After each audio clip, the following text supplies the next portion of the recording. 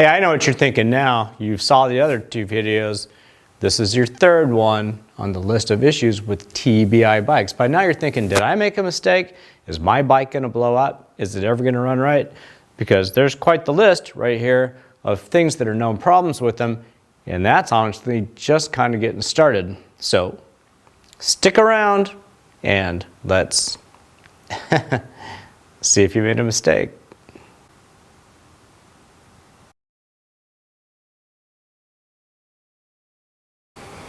All right, well, I'm Dave, and this is your best dual sport bike / pennant racing channel right now. We're kind of combining the two because this is important to know. Let's get all the subscribers with this stuff. Number one, bike seized from the factory. And you're going, no, there's no way. Oh, there'd be a way. And it's not necessarily seized, like it doesn't turn over, but there's damage already in there and a lot of premature wear. And I'm assuming that's just from the initial startup when they assemble them. You know, a lot of these things are assembled in the Philippines because they share the same assembly factory with Zero motorcycles. And, you know, I don't know how they run them when they get there. You know, I know they have a lot of dynos that they might put them on and just run them through the paces. But it seems they ping some of these things out because when you take them apart, I will show you what you see. So, first of all, this first picture is from one of these pistons that I show you from my little dyno bike, my 300XC, that has a lot of time on it. And I want you to look closely at it, and you'll see the machine marks in the piston. It's right here on the exhaust side, and they're still there after that time and that flogging. Those machine marks are still there. When they really start to get worn out, that stuff will, of course, wear away. Some of the parts back here on the intake track, they're shiny and gone, so you can kind of tell maybe where some high spots were on the piston or something like that that's getting rubbed away first. So first of all, take a look at this picture and look at the marks. Okay, now that you know what that looks like, look at this picture of this other piston, well, 300 as well, exhaust side, brand new bike that we brought back from the dealership and took it apart, and this isn't the first time we've seen this. All the coating, of course, is gone, but it's so worn on the front, there's not even any machine marks on it. And it's not like it's a bad picture where it's hidden, because you can easily see all the casting dimples on the bottom. It's a good, crisp picture, and they aren't there. Take a look.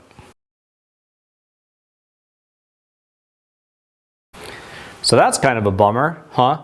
That thing probably never would have ran like it could. So keep that in mind. The assembly process is going downhill.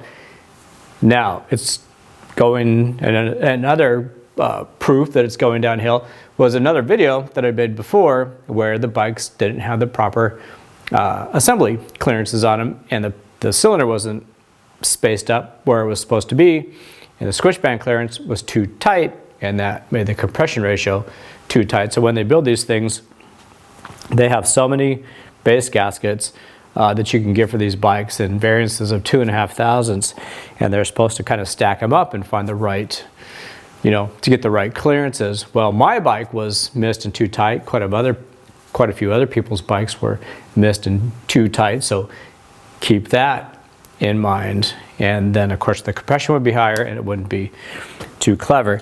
Now, we sell a better piston, the Wasner forged piston, where we cut the bottom of it so it doesn't hit the crank, which is another point. That's number 5. But with it, you can get a gasket kit that we have, and 2 of the gaskets in there are already preset. So I ride on them. This one is for 300. This is, you know, it ranges 33 to 35 thousandths.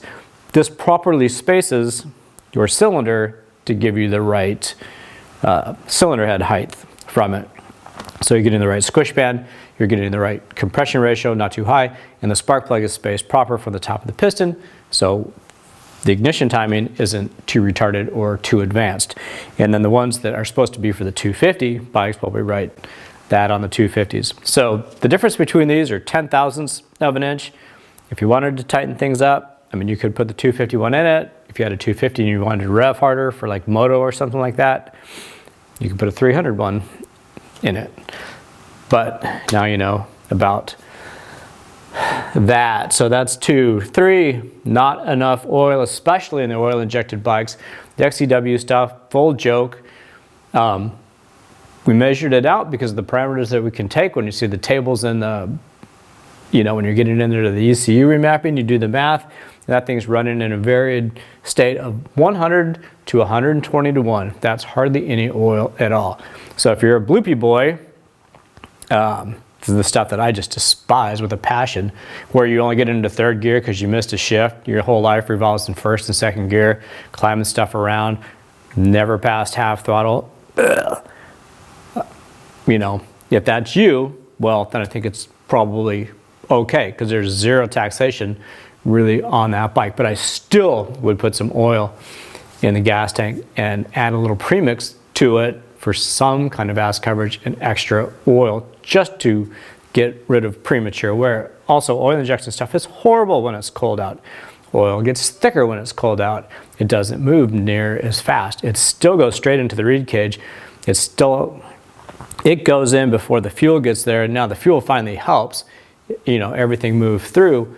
But if your bike's just sitting there idling for a while, because it's cold out or what have you, or like a long starting process, all that oil it can't even work its way up. The crank isn't even spinning fast enough to fling it up. So it's just puddling down there at the bottom of the crankcase, and it's not even doing its job. It's basically running, a lot of it's running on pure fuel at that point, I think. So if you don't run some kind of premix, you are stupid, honestly. Now you know you're stupid if you don't. Now, of course, the problem with that, the problems suck. The small stock fuel filter struggles to flow gasoline, let alone the extra viscosity of the oil. Look at this thing. This is stock. This comes inside the metal part of your quick disconnect unit for your fuel line. And this thing is teeny, tiny, teeny. That's why you get like 10 of these things in your toolkit. Because if they get one little thing in it, the bike starts to run funny for suffering for fuel. You can imagine adding the viscosity of oil to that as well.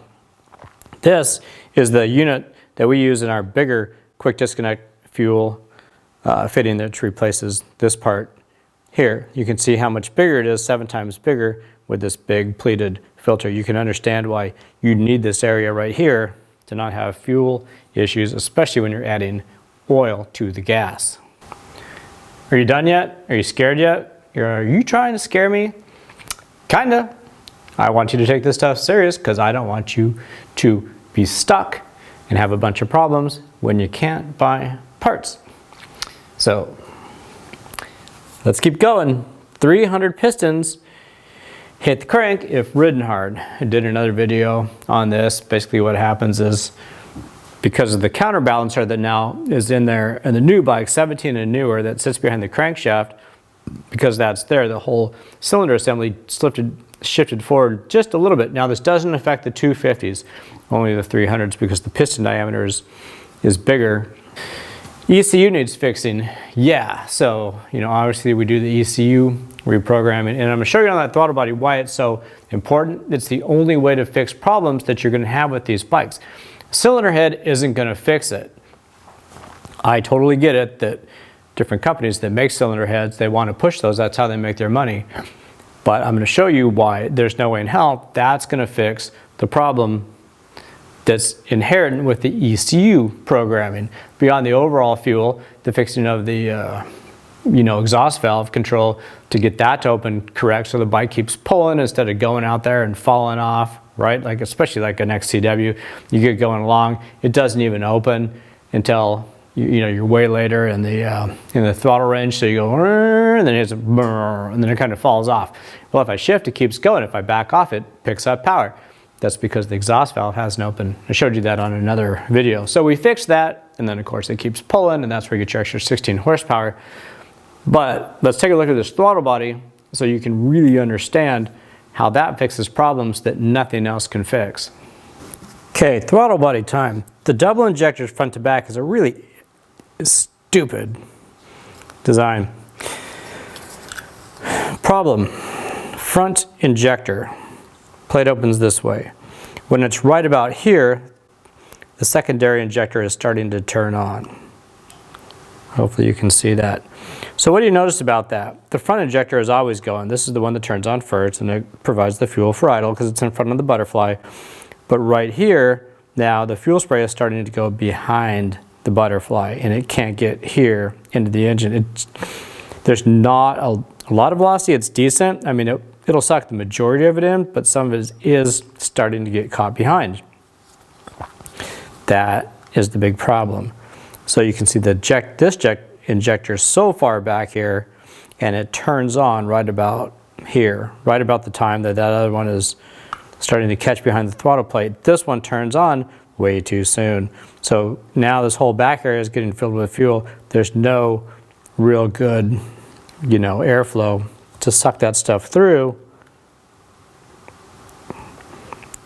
Now everything's probably okay, but you can still see that even down here, I mean, they're both blown behind the throttle plate. Although at this point, most everything is getting sucked in there. But at this point, it's just flooding it. So you always have that awkward situation to where it seems fat and then it clears up. So there's nothing you can do about that except go in there to the ECU and change the timing of them.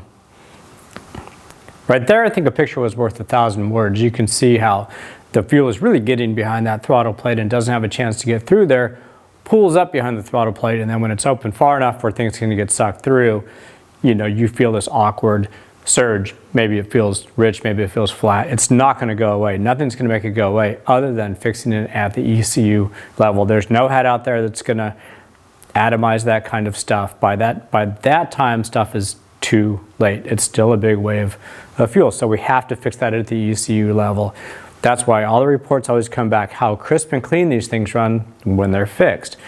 It pulls hard, it pulls smooth. I thought it was going to be too much to control. No, it's awesome. I can ride a gear higher. It doesn't flame out. It just is there. It's just crisp. It's good. There's no awkward surges, and it just keeps on pulling hard in every gear. Now maybe you understand that part of it. Last but not least is, people talk about the flash point of these oils and so forth. On this bike, because of the problems that it's exhibiting, especially with that extra compression in there, making that extra heat on these things, you need protection of a higher flash point. And I don't think people even get what flash point is. Don't overthink it. Basically, it's just protection. The higher flash point, it takes more heat for the oil strength film basically to burn away. It doesn't affect the bottom end of your crank. I mean, it doesn't really matter what you run there, but when it gets up on the cylinder wall and you have all that pressure, that piston pushing against the cylinder, there's your pressure. You can't have that film strength go away, or you get like we're going to see here soon on this 300 XCW, where it was a full lubrication seizure, which is this piston actually right here. Part of that is because it had no lubrication, because the thing was running at 101. And even if it had premix in the gas, if you were hard on it to where it was really taxing the engine and your film strength was too low because the flash point was too low, you're cruising down the road for issues again. People whine about it because it creates spooge at the pipe. Don't be a spooge wussy. That is your protection. It's good to see that stuff coming out on these kind of bikes. Just wipe it off, clean it off. If it's an issue, go buy a 4-stroke. Again, if you're smart, then you're gonna have spooge. If you don't want to have issues, embrace the spooge, my friends. So I use this, the Klotz R50. We use this or the Motul because they're the ones that have the flash point. This is 530, the other one's 485. Things like AMSOILs, that kind of stuff. I think I talked about that was okay before on lower compression motors. And if you're just tooling around, it's a little bit different. But if you're a man and you get on it every once in a while and get out of second or third gear, cover your ass. I also run 40 to 1 on these bikes, 40 or 50 to 1 with the premix after we do the ECU fix. So that's it. That's all I've got for you right now. Next step, and you can come along with me on my little journey, I'm going to take this one here and I'm going to hone the cylinder and I'm going to start fresh. I'm actually gonna hunt it with this one because it fits very nice. With the new piston, we're gonna put the lower compression dome in it. We're gonna run it right from the get-go, no factory break-ins with this good stuff here. And we're gonna take it apart, and then we're gonna look at our blow-by lines again, see if we did a good job. Well, thanks for watching, and I hope you have a great night.